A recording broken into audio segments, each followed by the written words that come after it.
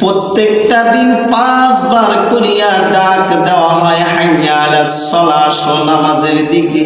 তুমি নামাজটাকে বড় বানাইতে পারলা না, নামাজের দিকে অগ্রসর হইতে পারলা না। মুয়াজ্জিন বলে, হাইয়া আলাস সালাহ, আসো আসো নামাজের দিকে আসো।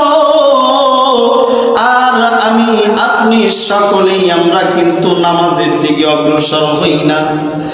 আল্লাহ হলেন সবচাইতে বড়, আর বড় কাজগুলোকে আমরা ছোট বানাইয়া ফেলেছি।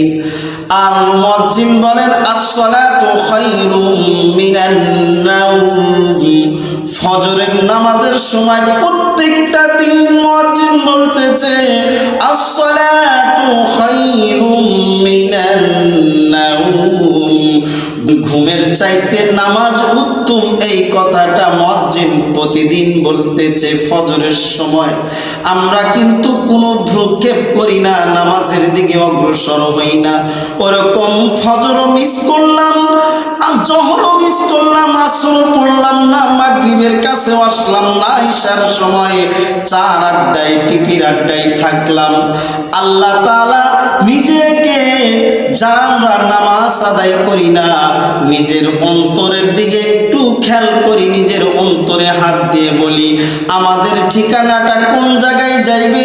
আল্লাহর নবী বলেন, আউয়ালু মা ইউহাসাবু বিহিল আবদু ইয়াউমাল কিয়ামাতিস সালাহ, নামাজের হিসাব হইবে সর্বপ্রথম কিয়ামতের দিন। আর আমরা নামাজের দিকে অগ্রসর হই না। ধন দৌলত, টাকা পয়সা, দুনিয়ার মহাব্বতে পড়েছি, আখিরাতের মহাব্বত ধরি না। মসজিদের দিকে অগ্রসর হই না।